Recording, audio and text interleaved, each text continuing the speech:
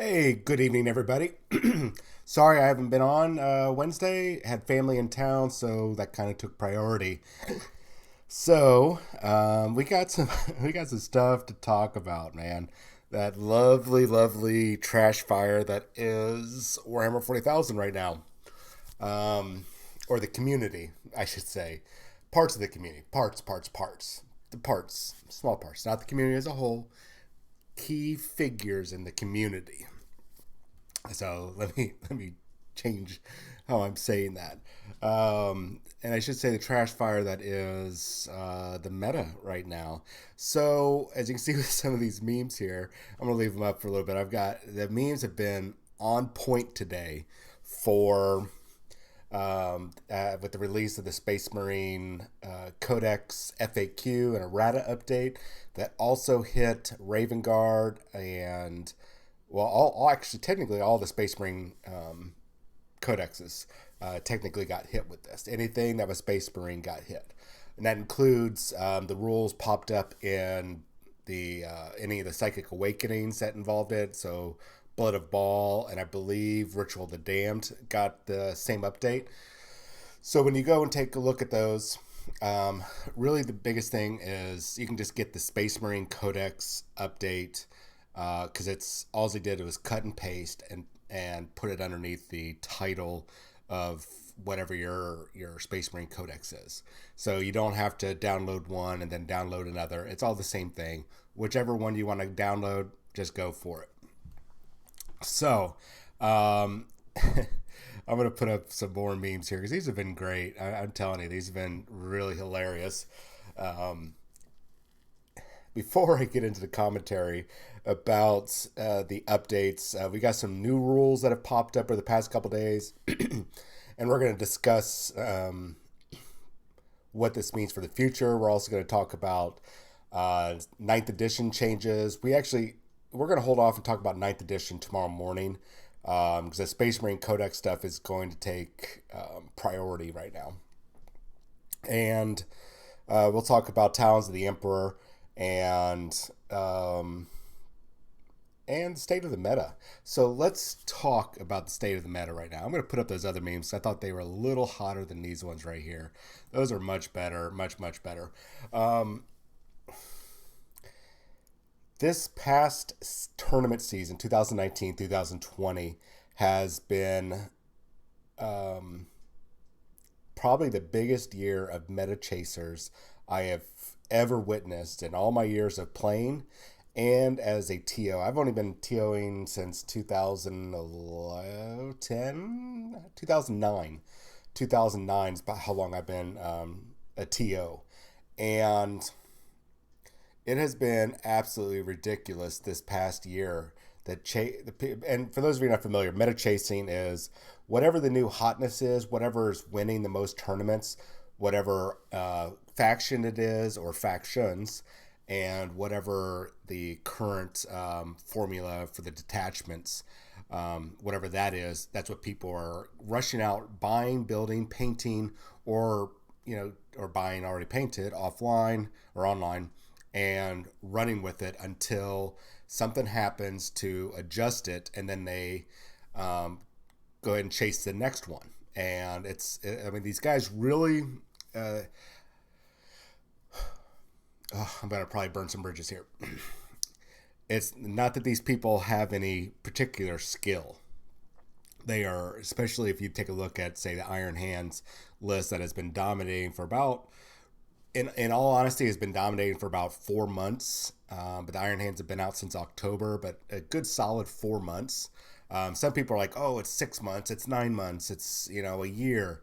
It's really been since about late October, early November. So November, December, January, February, and not even all of February because, well, so it's really been less than 4 months. It's been, let's just say 4 months. It hasn't been 6 months. It hasn't been 9 months, or a year. It's been about 4 months of them running rampant. And Imperial Fist and Raven Guard, White Scars have been falling behind that, and then Ultramarines, and then Salamanders. So they've only been in kind of that rise for about 4 months now. And a lot of people chase the meta with where it's very easy to go, okay, well, this is a winning list. It's easy. I just got to buy it, build it, paint it if it's not already built and painted. And I've pretty much got an automatic win button. I just got to play the same list that 50 other people in my state or my city are playing.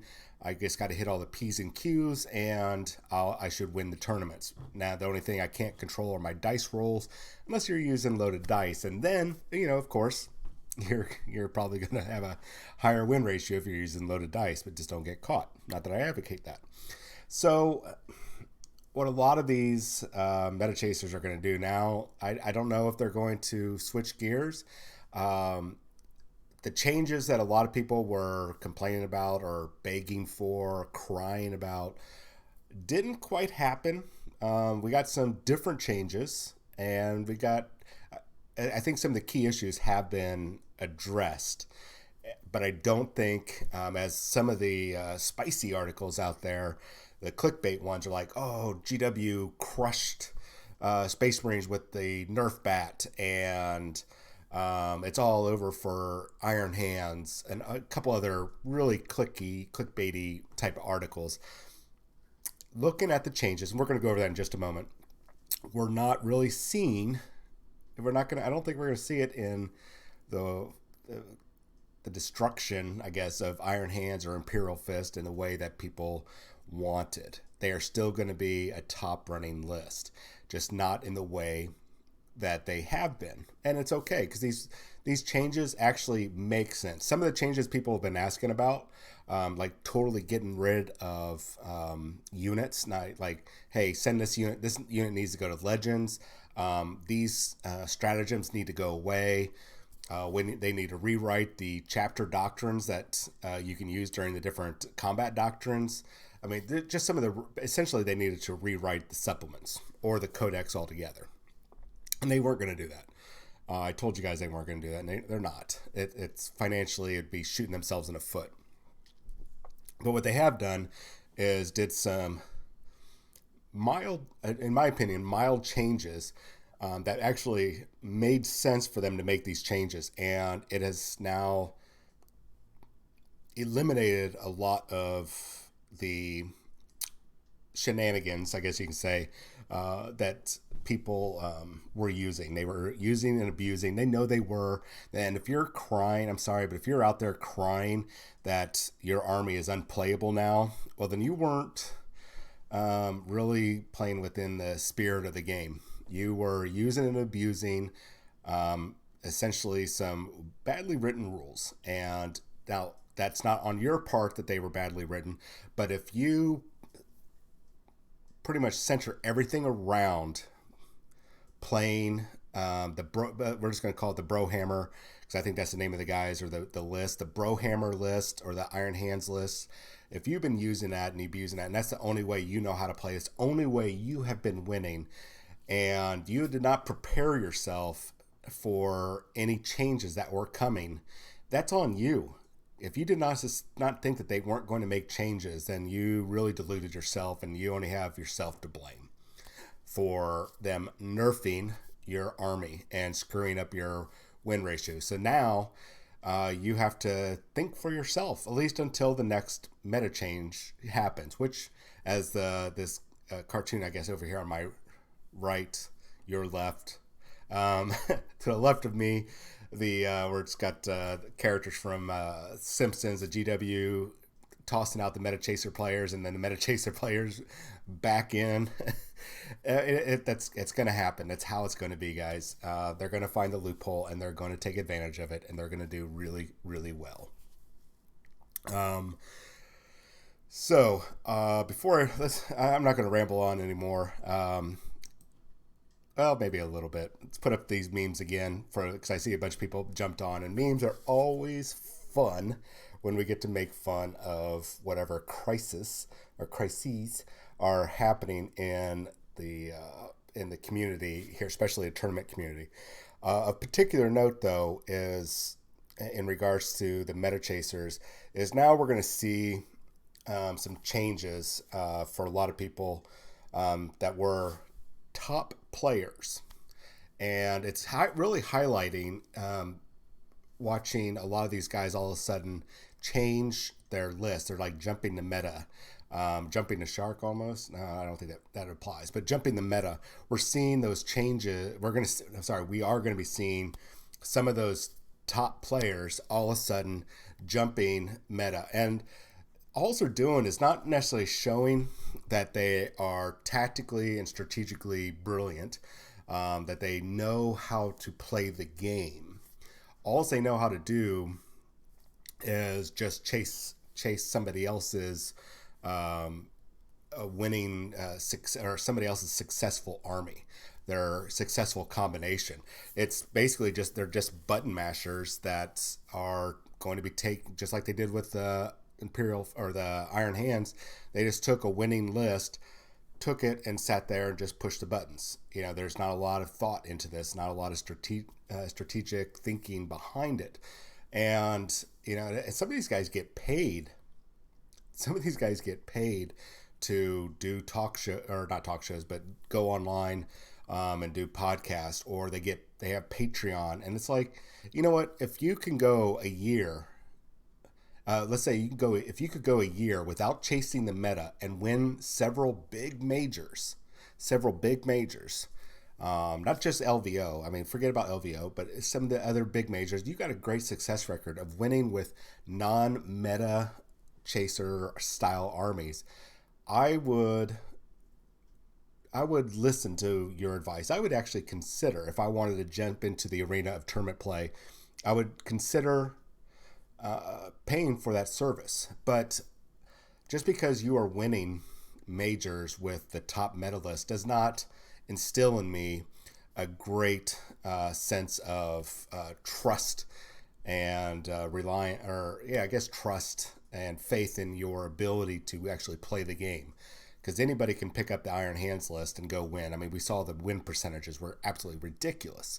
So those people that are getting paid to give advice, I don't want to mess with somebody's business, but I would ask you guys, please be careful and think before you go and spend that money on the people that are charging for their expert advice. All right, enough of me rambling. Let's get on to the things that you guys actually are here to talk about or listen to me talk about. Let me get this going here. Windows. All right, cool.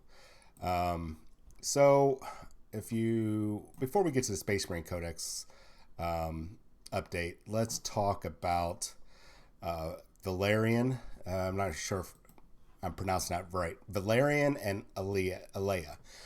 These are the Talons of the Emperor. They're coming out this weekend. They're associated with one of the new book that's coming out, Watchers of the Throne. These are going to be two characters that are going to be popping up going forward. From what I understand, there's going to be a series of books, and these two are going to take center stage in those books if all goes well, which is actually a really good thing. We need some new characters to follow. Who wants to keep reading about Gilliman and Marneus Calgar and Cato Sicarius? Nobody does. So I don't know if these characters are going to be interesting with the Christopher Walken head. Actually, looking at from his front, I would say it does still look like Christopher Walken, but his profile, not too much now. The model's actually not too bad. I don't mind the static pose, and I actually, everything about the model looks pretty gosh darn good. I'm digging it. So he's a shield captain. Now, it doesn't look like anything major. The big one, well, he has a named Guardian Spear. It's masterwork. We'll get into that in just a moment. Well, it's right here.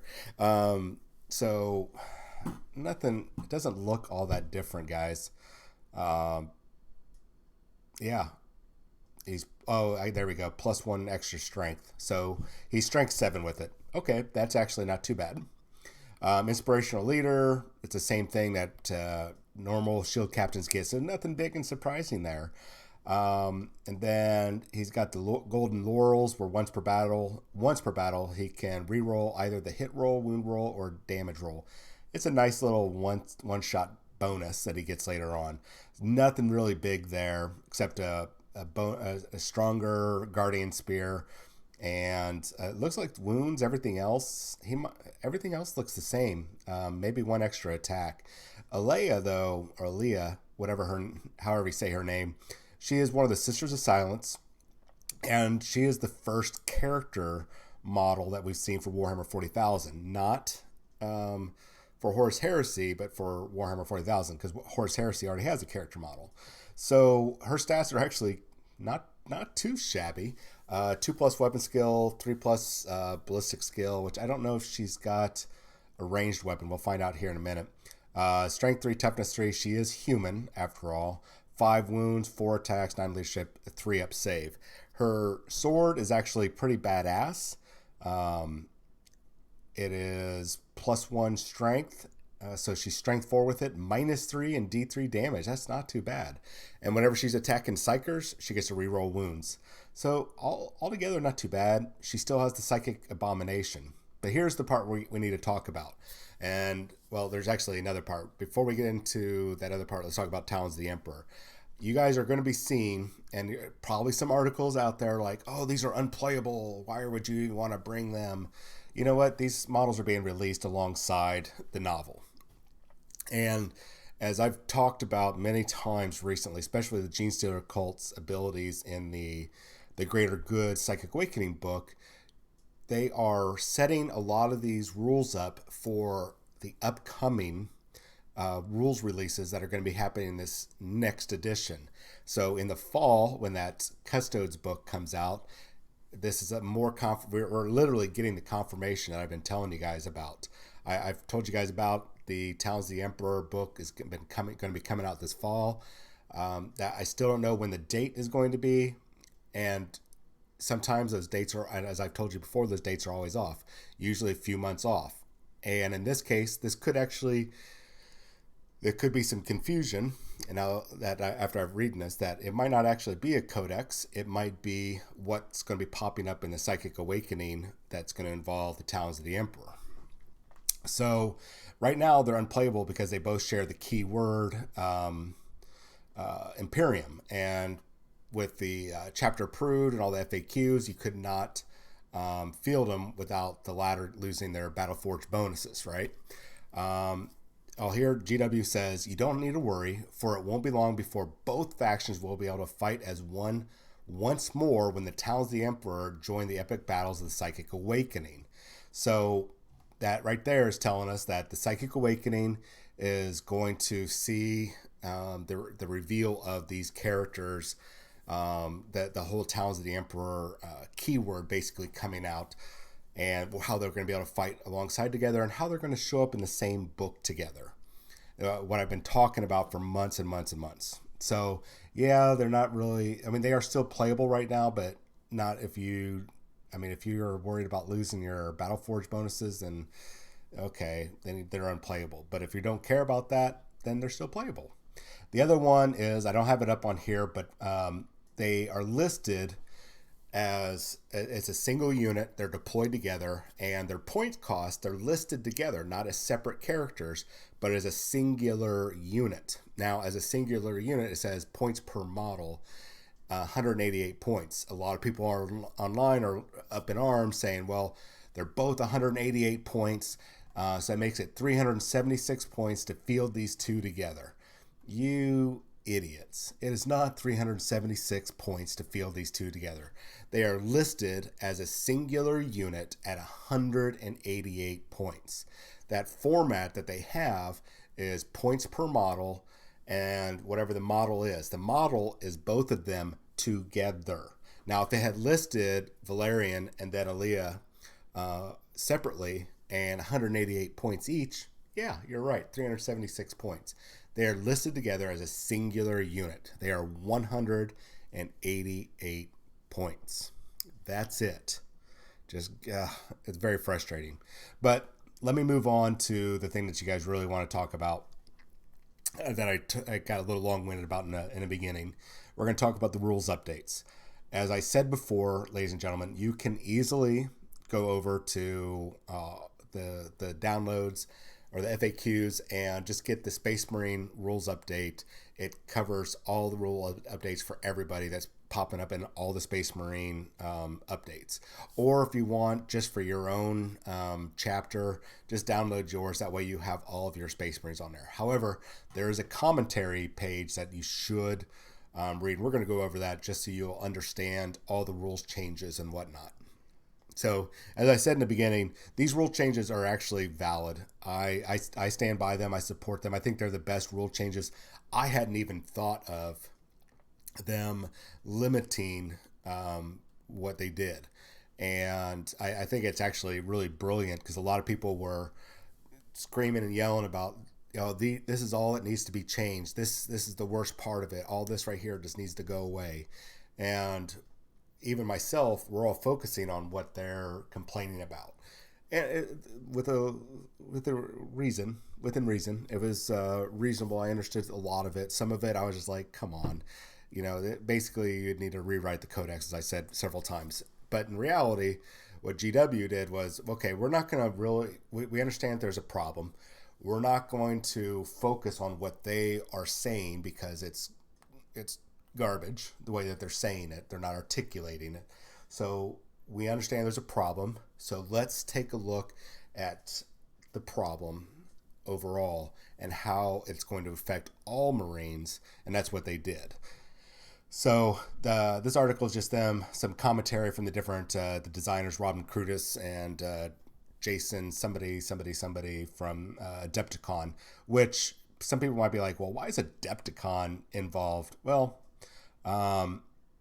Adepticon, their tournaments are closer to what Games Workshop wants over what ITC or Frontline Games wants or has. They are more in sync with the nature of the game, with the spirit of what Games Workshop is trying to accomplish over what ITC or Frontline Gaming is. I'm not saying Frontline Gaming is bad, but when you look at what GW wants, when I talk about tournaments and how they are not a tournament organization, they're not a company that builds this stuff based on tournaments, that they build it on fun, that's where stuff like Adepticon comes into play. Adepticon, who they're going to be, they're hand in hand now. They follow what the model Games Workshop wants and paying attention to the tournament crowd.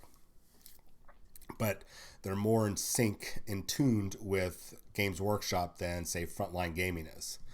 And that you just have to look at their events to see it. One of the things, before I go over to the FAQs, I wanted to point out is what Jason here says for the 40K tournaments. At the end of the day, 40K tournaments, no matter how large or prestigious or competitive, are about providing an opportunity for players to spend time with friends, old and new, divine the state of their luck as revealed by their dice, and most importantly, and this is key, guys, most importantly, to have fun. As tournament organizers of 40K events at Adepticon, providing a fun experience is foremost on my mind. After good sportsmanship, nothing promotes fun more than a balance within the game. And so I'm excited to tell you that Adepticon will fully implement the adjustments in the Space Marine February 2020 update. No big surprise there, ladies and gentlemen, because this was well over a month before Adepticon drops at the end of March. So awesome. So let's get on with this. So I'm just going to be going over the Codex. You know what? So here's what the Codex FAQ updates. I'm actually going to go over to the actual update, and we're not going to read verbatim the designer commentary. We're just kind of going to go over it. So one of the other things that Jason Lippert says from Adepticon is, taken as a whole, these changes undeniably and significantly level the playing field in competitive 40K, revitalize the health of the meta, and keep the idea of having fun where it belongs, front and center. Having fun, guys and gals. So the first big change, and you can read over the entire doctrine, you can see where they were going with it and what they were trying to do. Where a lot of people there's a rumor that had gone around, and nobody's been able to provide any proof, any source, any what do you call it? I guess source is the best thing. No proof that Games Workshop said, "Oh, we messed up with Space Marines. We didn't realize how powerful they are, and we didn't listen to our playtesters." Nobody has been able to provide proof of that. It's all hearsay, ladies and gents. If they do provide proof, I'll walk back my words, no problem. But so there's a difference between what the community is passing on and what GW is passing on. So here's the change. For the first thing is combat doctrines. Now this applies to combat doctrines across the board: Blood of Ball, Ritual of the Damned, Codex Space Marines, and essentially all the supplements and how this affects everybody. So before combat doctrines, you would start off in Devastator Doctrine. You could stay in it, or you could move on to Tactical, and then you could move on to Assault. But you had to do it in that order, and you didn't necessarily have to change. And we'll get to the stratagem that lets you go back to whichever one you want to start, which repeats the process. So what they have done is, if your army is Battleforged as normal, you can still use the combat doctrines. They're not going away. However, they now automatically change to the different on the different turns. You don't get the choice until like turn 3. So now, first battle turn, Devastator Doctrine still in effect. It's still active for your army. That has not changed. So for that entire phase, that entire battle round, the Devastator Doctrine stays in effect. So Iron Hands and Imperial Fist, who really rely on that, hey, you guys are doing awesome. You guys still get to use that turn 1, which is still a very devastating turn 1. During the second battle round, you automatically go to the Tactical Doctrine. You don't get a say in this, ladies and gents. This stays the same. So this is still good for this is still good actually for all armies. But Imperial Fist, hey, your guys are still doing good with those exploding 6s. And then at the start of the third battle round, this is where the one time you have the choice.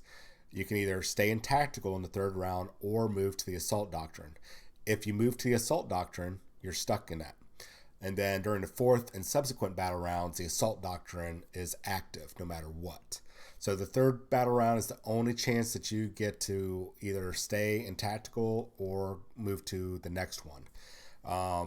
And here's the other thing is, unless specified otherwise, this bonus that you're getting from the doctrines is not cumulative with any other rules that improve the armor penetration characteristic of a weapon.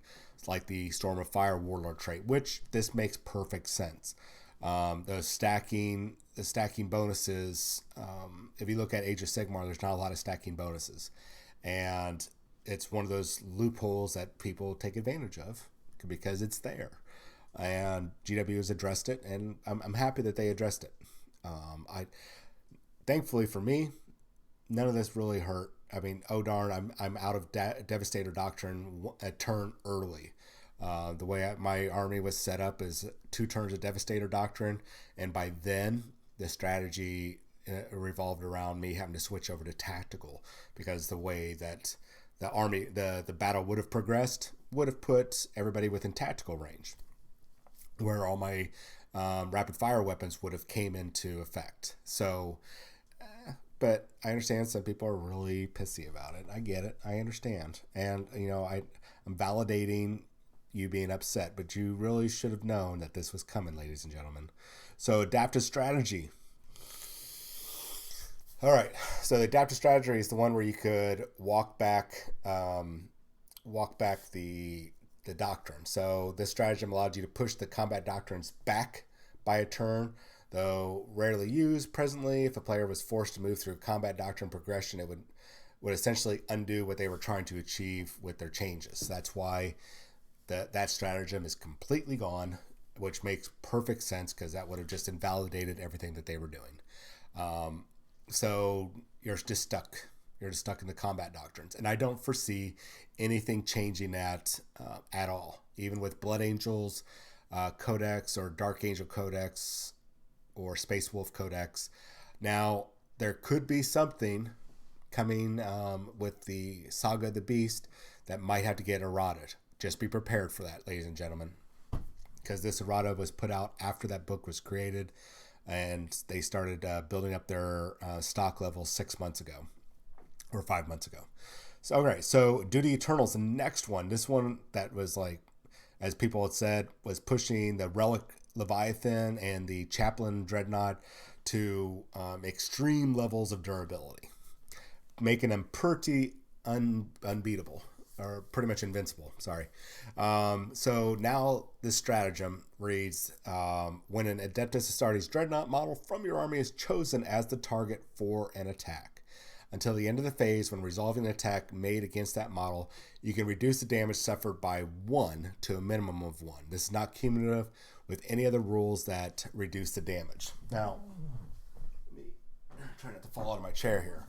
I've got my codex here so we can read over what Duty Eternal before said that the Dreadnought model from your army is chosen as target attack until the end of the phase. When resolving an attack made against that model, have the damage inflicted rounding up.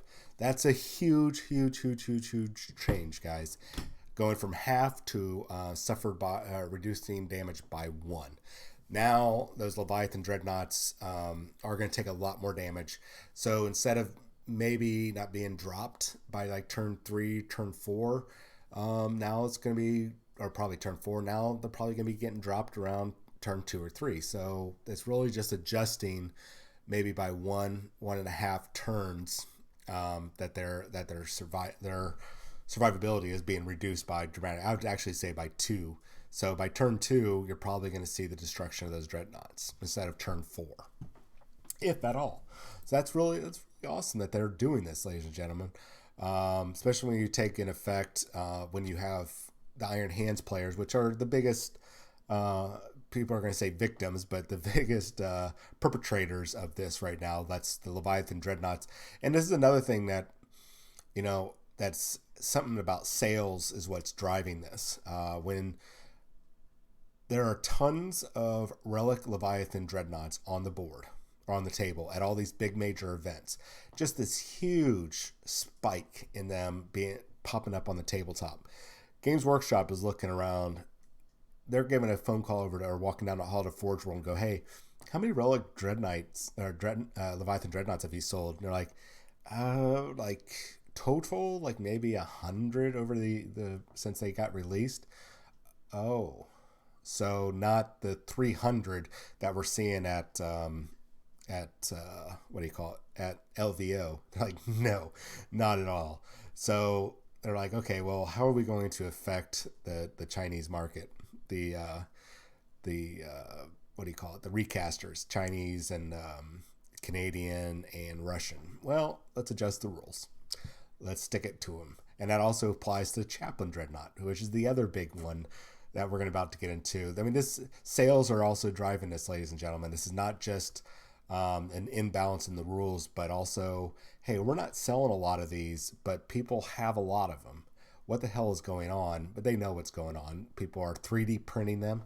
Shame on you, you sons of guns.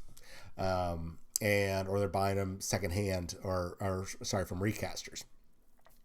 So that's driving some of these rule changes. So that's where we come with Cogitated Martyrdom. This is the Iron Hand stratagem that was allowing people with the Chaplain Dreadnought that was out of stock, wasn't being sold anymore on Forge World's website. But all of a sudden, there were hundreds of, not hundreds, there was 72 lists at, I got to double check that number. I want to say 72 lists at Las Vegas Open that had the Chaplain Dreadnought. And it was absolutely bonkers. It's like, come on, guys. I'm not going to admonish you anymore.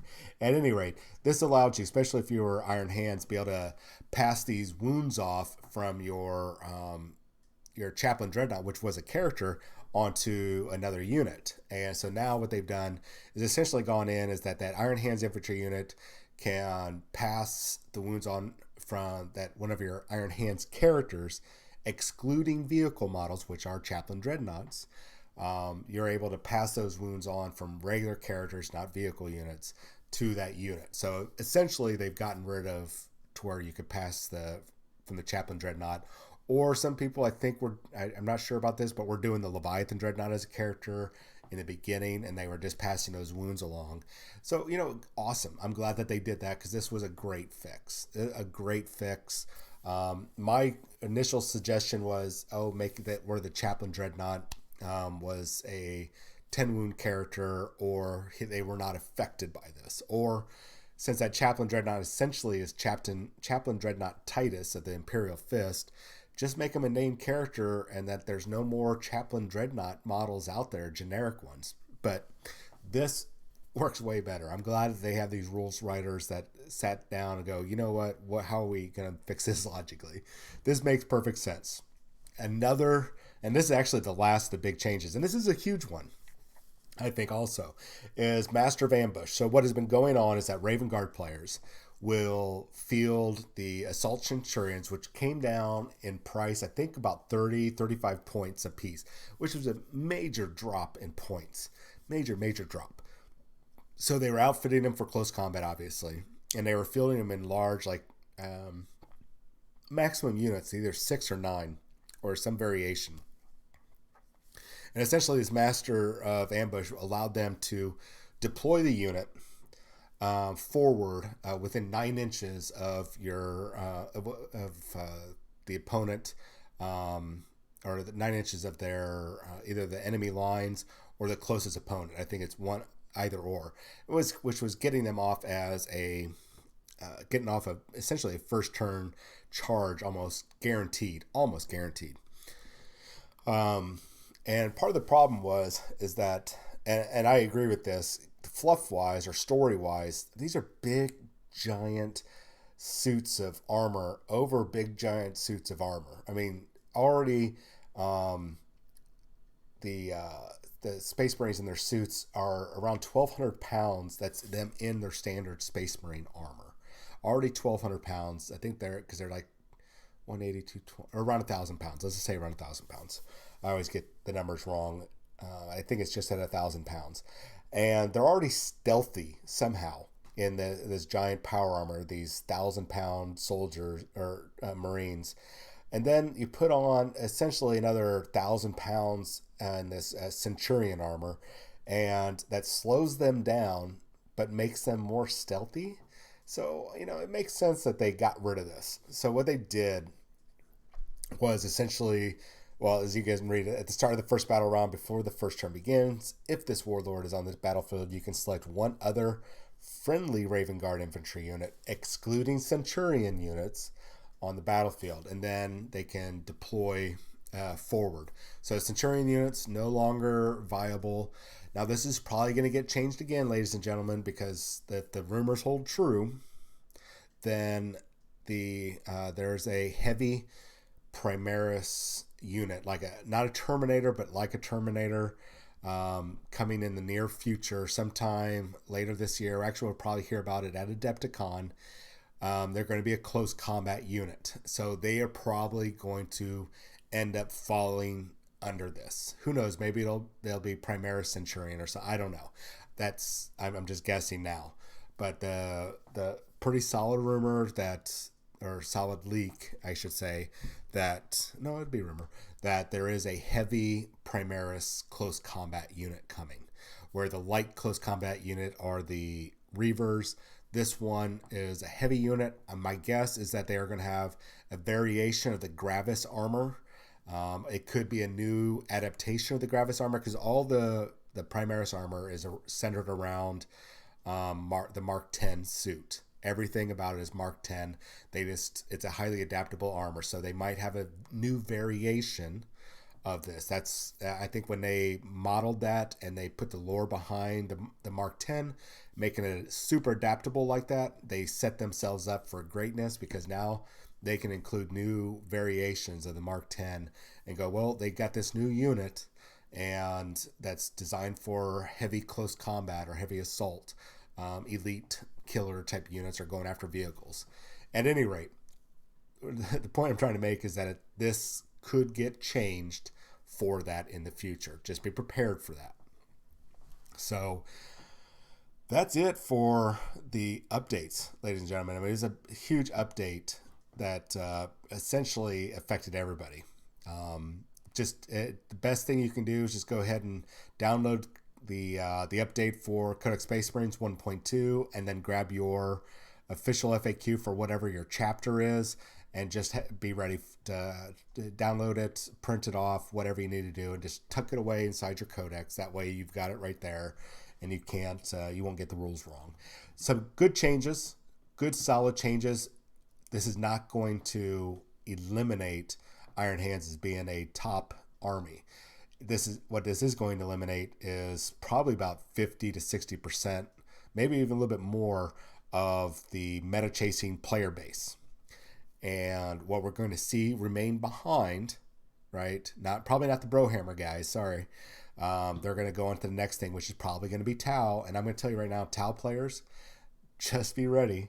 Just be ready. You, Imperial Guard, and Grey Knights, get ready, because what everybody just did to the Iron Hands players, whether the long-term players or the meta chasers, they are going to now do to you. You're gonna get stung. Just be ready, because it's coming.